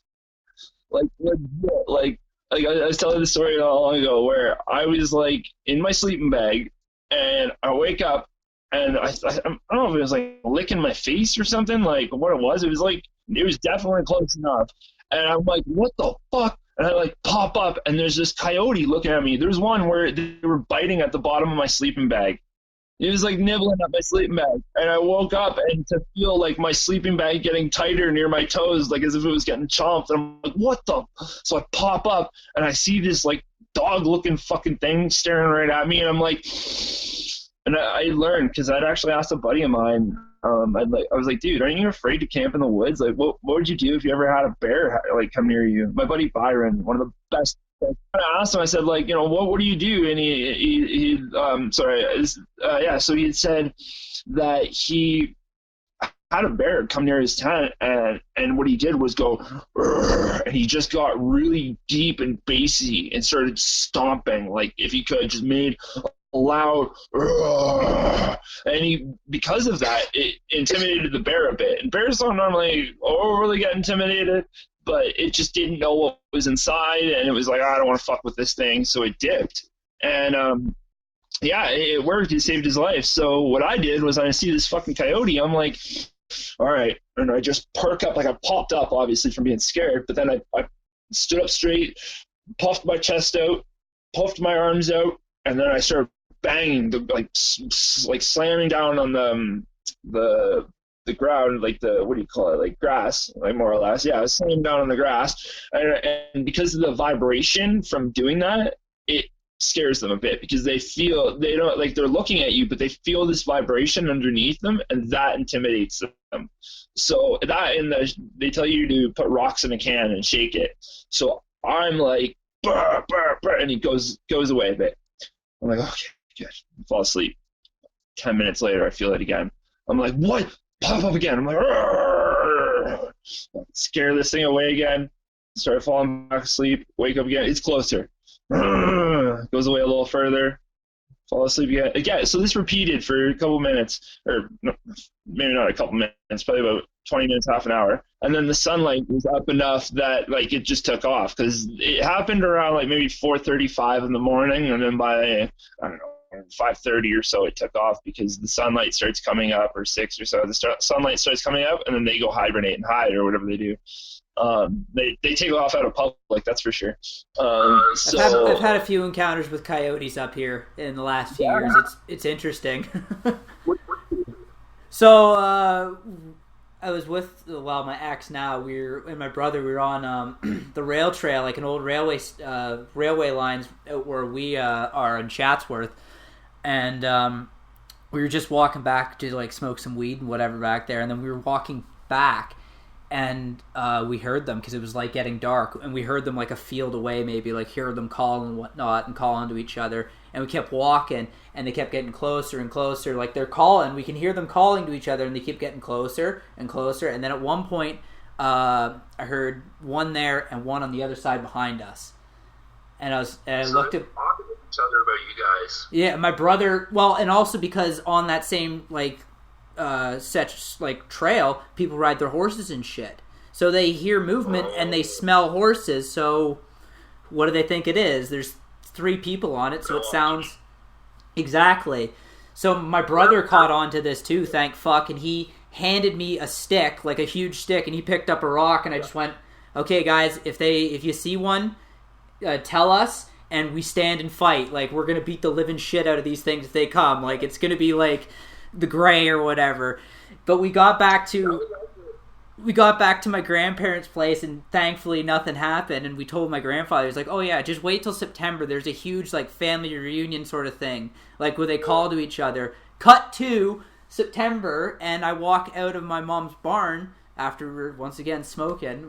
I walked out of the barn, and it was like a fucking symphony of them, like maybe a field 2 away, like at least 20 or 30 of them going off, like just calling to each other and stuff. It was like stop, and like the hair on the back of your neck stands up because you're like, whoa. Live at that point, like if there's like 20 of them, like you can you can get away if there's like maybe 2 of them, or like if you're lucky maybe like 3, but like at 20, no, that's a rough ride. I knew they were like at least 2-3 fields away across the street, and I had like a 40 foot walk to my house. Like, it was fine, like I wasn't worried about it, but it was just like, whoa. And then I was like, Grandpa was right, there it is. Like, that's the symphony of them all calling. It's just the mother like trying to find where all their siblings are after they give them out, basically, and they, here, go on your own. Crazy shit. It's very rural up here. So we talked about the anarchists in Vancouver. This protest against the rent eviction, and there was somebody, Kelsey, I believe her name was. She was the one I like kind of had the contact with. They were also doing these really cool shows at what was called 38 Blood Alleyway. It was in Blood Alleyway in Vancouver, was this place that back in the day when boxing wasn't sanctioned, they would what do you call it? They would like go and do back alley brawls there. So it was called Blood Alleyway. Bit of a jurisdiction or something where the city couldn't get them or whatever. Yeah, exactly. It was something like loophole. Yeah, and they just got so it was really well known for being or a super violent area because of that. And then sorry, but that was just like back in the day. But then there was like this anarchist hub there that was 38 Blood Alleyway, and I got to see some really cool shows there, and I got to be a part of some really cool shows there. I got to be a part of I think it was the last show that they played there, but I was kind of a bit of a mess. But like, yeah, it's some of the shows there. I got to meet some really cool people, and play with like bands like Sick and Poke. I would play with bands like Alien Boy, who are really big out there. And then, I wish I could remember some of the other people I played with, because there were some cool people. But when when we were doing the protest for the Renoviction, my buddy Cam wanted a dog, and I remember that I was like trying to talk him out of it, but then he said something to me that really like kind of got me. And he was like, "Man, you know, like you're in this relationship now, blah blah. Like you know, you're in love, and you kind of have that person. But I don't really want to be in love with somebody. Like I don't really want that, you know, relationship style of relationship. I want like companionship still, though, but I just don't want it from that. I don't want it from a man or a woman." And I was like, okay, fair. Like, you know, I understand that, you know, like you know, people need companionship. It doesn't have to be a boyfriend or a girlfriend. It doesn't even have to be like a so-and-so best friend. It could just be like an animal that, like, you know, and I kind of almost saw it like in a, like, bear with me, but I kind of saw it almost like as like an emotional support animal in a sense, you know. I saw that and I was like, yeah, okay, man, like I'll support you, you know, like, because when he said it to me in that way, I felt, I was like, okay, all right, you know, I'll support you, I'll help you, I'll go, like, if you gotta watch the dog, or if you gotta go like work or busk or something like that, I'll watch the puppy, you know, like I'll help you if you want. So when he went to go pick her up, it was the same day that they were doing that protest, and we were there because we were sleeping. I think we slept on the floor there or something one night, because I was like, fuck, sweet, a roof over my head. I don't give a fuck who's there. We were all like, I was like, all like bringing my like guitar bag in. I'm like, oh, I got my little corner spot here. I got my little, like, you know, I'm going to sit on the couch, set myself beside here. Because they had set up in the basement of this place, like in a rec room basement of this building. They had set up like a whole projector and like all these seats and couches. People, like, you see like punks walking down the street with his like couch. They're carrying all this stuff into the bottom of this building, getting all these signs and stuff ready. And my kind of whole point to this was that when me and Cam went to go get his dog, I remember the girl Kelsey, I kind of felt bad because she was like, I was like, oh, what can we do? She's like, oh, here, put up these signs, like big, like, I don't know, fucking huge ass banners. That's what they were, banners. And I remember him and I just looked at each other and we're like, I think it's time we gotta go get that dog. All right, we'll be back. We gotta go get this dog. Sorry. And I felt bad. Yeah, I was like kind of lazy. Like, I admit, we were kind of lazy a little bit. So that's kind of how that fell apart a little after. I just felt like they wanted us to be a little bit more for the cause than I really wanted to be in the end. It's not like I was trying to use them in any way, but it's like I wanted to, you know, be a part of it. I wanted to see what was up. I wanted to, you know, kind of meet people and you know, who had similar viewpoints as me and kind of get involved in the scene. Like, I want to be involved in the scene. I'm just not going to be at every protest kind of thing. So with that, we had met that night at the Renoviction party, whatever thing. Sorry, we were like squatting it. And then I met Credence, Frankie, and Gunther. And Credence had fallen in love so much with Cam's dog, Bo Jenny. That's what he ended up calling her, Bo Jenny. So Bo for short. So she falls in love with Bo, and you know, she gets to know me and Cam for a couple minutes, and she's like, "Hey, come to my place. You can, you know, stay on my couch for a bit."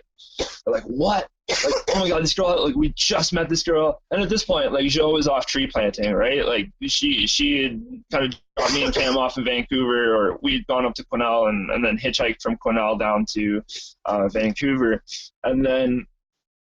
So me and Cam were on our own for like the first month or so, and then when Credence and Gunther let us stay over, we were so thankful. We were like, and at that point we had already started to get to know some of their friends as well, just from hanging out in the same park and same place. And like at that point, I think I had met Jesse Stewart, and then like she kind of knew him too, and like my friend McCard, just kind of like, you know, we kind of knew similar people. So they let us stay for a couple of weeks, and that was some of the best times of my life. Like sleeping on that. I mean, don't know, it was also some of the hardest times of my life, but it was also some of the best times. They were like the nicest. I couldn't believe how they just let us in like that. And then my buddy Andre and his girlfriend at the time, Fern, they were Andre, I really liked Andre a lot. He was he struggled with an addiction problem, And then I just said like, hey man, I don't care. Like I just like you for you. And before he passed away, I wish I would have got somehow. I wish I could have got a recording of it. But he had a song called "East Vancouver is where my friends go to die," and it was such a beautiful song. It was so meaningful. It was so good. And he had a banjo guitar that he just ripped. I'd never seen a banjo guitar before.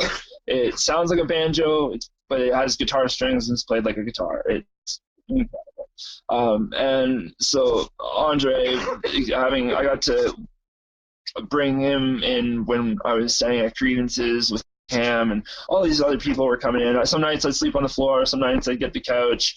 There was one night everybody kind of laughed because I was having trouble towards the end because I was just like, like sleeping on the floor kind of wears on you for a while. After a while, like after sleeping on the floor for like over a month or how many days or whatever, it wears on your body, it wears on your brain. And one night I was sleeping on the couch because we were supposed to kind of alternate nights between the couch, and it was my night for the couch or something stupid like that. And this guy who was there, like I passed out and he got drunk and then passed out too, but he popped his feet up and kicked me in the spine.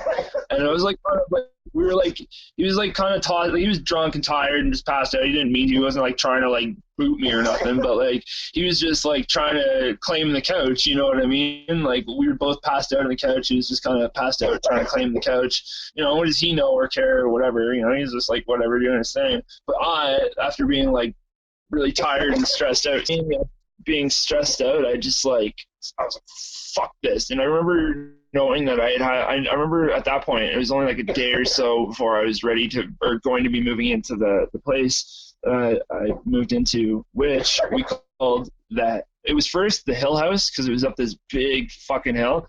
But then after all the chaos, we started to call it the Hell House. So it's for the chaos that went on there. Oh yeah, it was quite fitting.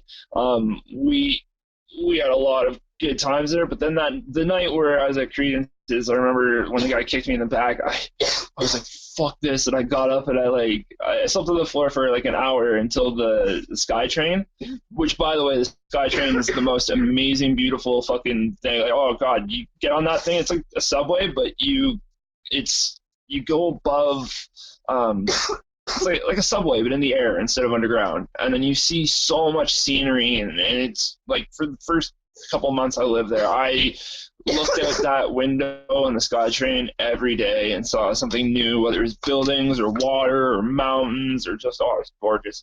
But I rode the SkyTrain that morning back and forth and back and forth and back and forth just for like an hour or two, like 2-3 hours, I don't know. And then I ended up like walking to the place I was moving in, the Hell House. And then I had walked up the hill. Sorry. I'd gone in and there was, like I said, there was no electricity and there was like nothing, like, I don't know, it was fucking cold, and Sid was working with the guys she was working with to do like renovations on the house and stuff.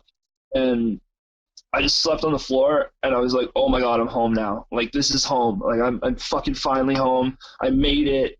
I'm in Vancouver. I live here now. I'm here. I don't care that I'm sleeping on the floor. I finally have a room. Like, I was so happy to have that sense of self, And then from there, Joe came back after tree planting. She was injured her wrist, and then she came back and lived there with us. And then what ended up happening was we ended up going on a tour. My friend Noel booked this awesome tour, but we had spent the summer there or so, but we wanted to go back to Ontario and go back to visit some family and stuff for a bit. So we went on this it was like a 6-week, 8-week trip or something like that through August, September, a bit of October, where we spent 3 weeks in Quebec with her and her family. It was really nice too. I got to see some really cool spots in Quebec and like Sherbrooke and some other spots. Like her mom had a farm, so we spent like a couple weeks on a farm, and it was fun. It was nice. It was neat. But then in Ontario, on the Ontario portion of the trip, our car broke down. Well, it was her car. Sorry, I should say, not our car. But her car broke down. And we were like, shit, because we had this tour coming up at the end of October. or in the middle of like end of October. So we were like, shit, this car broke down. We're having all this trouble. Her dad, being a mechanic, ended up somehow getting us a car. The Mazda, I think it was like a Mazda 5 or something. Yeah, it's a Mazda 5, and it was perfect. So like I don't know, I ended up like, we had to pull every string in the book to get this car. I ended up having to borrow like $900 off of her mom. Like I was like, I couldn't even believe how we managed to pull it off. And then we headed back to out west, and like just in time. I think we made it like back 2 days before I had to go on the road for 2 weeks. So we had to go through all these like crazy ass storms, like brand new car, and it's like the end of it's like, so October, like, yeah, you know what it's like outside right now. So it's like, yeah, it's what it was. We got stuck in Alberta, and the snowfall was like, must have been 6 fucking feet, because we were sleeping in this parking lot, and I felt like I was in an igloo in the parking lot. It was insane. It was like crazy. So we go on this tour. It was all through, like, we went north from Vancouver. We started in Abbotsford, which is about half an hour east of Vancouver, and then we went up Penticton. I forget. We just went up like up northern BC. We ended up going to like this anarchist farm out there, which was really cool. Got paid in weed, which was nice. It was like a quarter of like Violator Kush that was homegrown. And they gave me a CBD oil, like that's a thing of Phoenix Tears that they made themselves. I'd never had it before because I have scoliosis, and during the trip, because just being in the car, this thing, like when we were going back and forth across the country, a couple times I would have to get out of the vehicle, and I needed a cane because my knees were just like killing me, my hips and back, and just my body is like I put my body through a fucking ton of shit. So like just like going through all that with being on the road and being in a lot of pain in my back, they gave me that Phoenix Tears. And then when we went to Prince George, which is like really North BC, like 8 hours drive like north from Vancouver or some shit like that, 10 hours or something north, at the end of my set, my back just gave. Like I almost never before. Like I was, oh my god, I was in so much excruciating pain. I took a bunch of that Phoenix Tears, and it like kind of made me like a bit tired. So during the after party of the show, or whatever, because we were sleeping at somebody's house, I just like kind of passed out on the couch a bit and just I was still awake. I could still hear everything going on, but I was just like passing out because the pain was too much.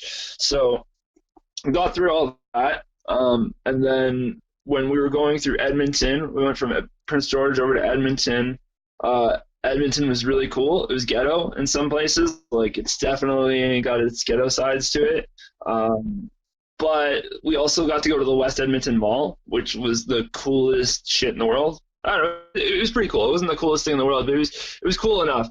And then we went to you'll like this, because we ended up going and playing Lethbridge, Alberta, and my friend Noelle got us the coolest freaking show. She got us booked with Brutal Youth and the Creep Show. That's pretty badass. Yeah, like that was like the show of my life. Like I remember around that time my Oma had passed away, and it was really hard because like I had to choose between this tour that was already booked and like a funeral for my Oma who I love.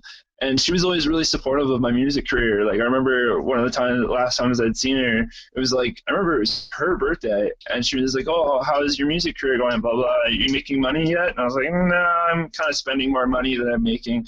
And she was like, "Oh, here's $20." And like, she, keep going. So I really always appreciated that from her. And it sucks because I had to choose, like, do I do this tour that's been fully lined out and booked, or do I go to this funeral and have to cancel it, right? Because it really would have made me cancel the tour. There's no way I could do the funeral and like even be late for the tour. It's not like I could cancel a date or two. Like it was like fully miss it, or so my dad was pretty upset, but I had to choose the tour because it's just you don't get that opportunity in life very often, and like it was just too big of an opportunity, and I've had to make so many sacrifices. Like when you're a musician, you have to make sacrifices. Like, it's just plain and simple. You're going to make, whether it's time with your family, like I was saying, time with my son and stuff like that, or other things, you're going to make sacrifices to get yourself further, because you just need to take certain opportunities. And that was definitely one of them. But the night that I got to play with Brutal Youth and the Creep Show, that was, I felt like my Alma was looking down on me that night, because all the guys from Brutal Youth, and I'd met them like a bunch of times. Like, I'm friends with, like, I'm not like friends, but I'm like friends with like Pat and like Kyle. Like Dustin's been through a lot of stuff that, like, the drummer Dustin's been through a lot of stuff that similar to like what I've been through and stuff, like with methadone and stuff like that. So like, he's been somebody who I kind of look up to in that regard too.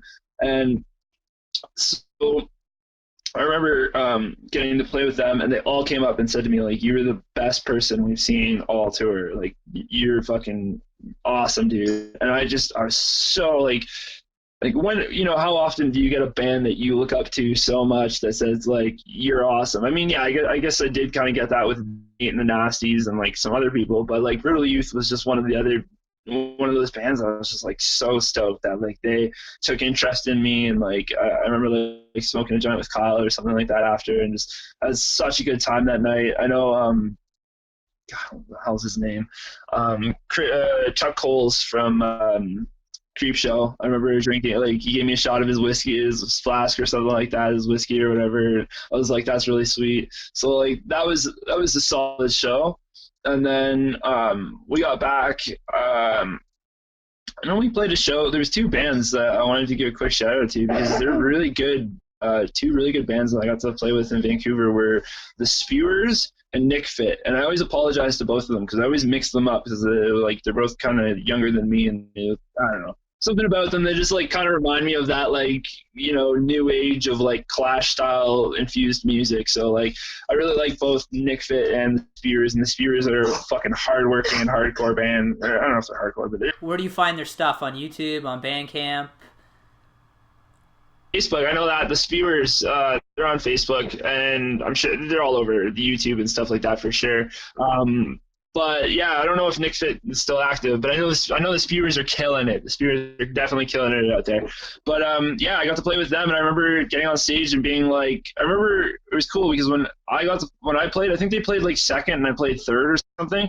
I remember getting on stage and being like, wow, I've never been in a mosh pit before, and then got on stage. It's always like get on stage and then I go in a mosh pit after, because I'm like the acoustic opener. It was the first time where I was like kind of sweaty and shit, because I had just like been in the mosh pit, and then I was like, oh shit, ran out, smoked a spliff quick, and then like came back in and played a set.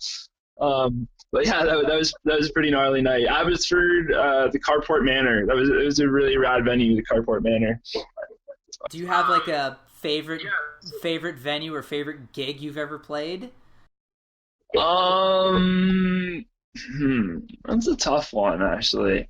I want to like bear with me. I'm gonna like skim out some personal politics when I say it, but I did write before I had a falling out with them. I wrote a song about the venue, the arcade, and that was a really amazing place that I played. And the song that I wrote was a really good song about how much I just loved their how they kind of were really accepting of me and really nice and stuff like that. And they're in the Toronto scene, and despite having like my falling out with them, I still have a lot of respect for that scene and that, like, the people that are in that scene.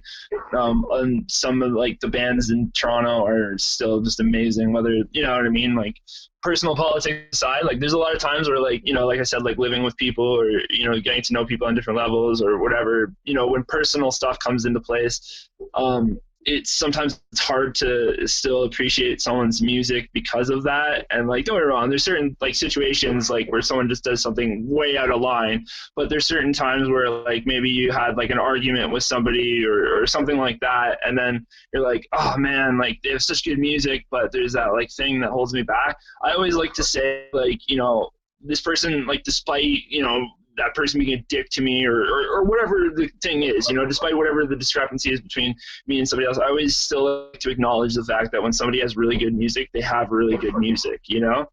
Like, there's like, I don't know, like there's a band in Vancouver, Scumshine. They're one of the best like folk punk bands out on the West Coast. Scumshine's amazing.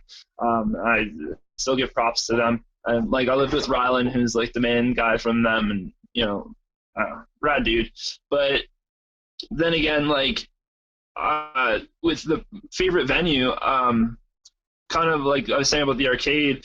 It was just a house. It was like a house show venue, and they just called it the arcade because there's like a lot of video games and stuff there. But I really wanted when I moved to Vancouver, I really wanted to make the Hell House like the kind of like the Vancouver version of the arcade. Where all like kind of folk punk bands come in and house shows, and like where you go and everybody's just like loving and caring and like supportive of everybody. And like the first show I played at the arcade, I was like drunk and bombed it, and then the next time I went and like came back and just slayed it, murdered it, and was like so much better the second time around. And after that experience the second time around, I wrote that song about it.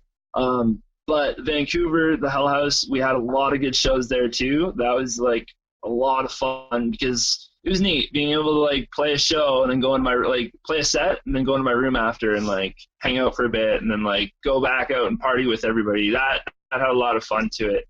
When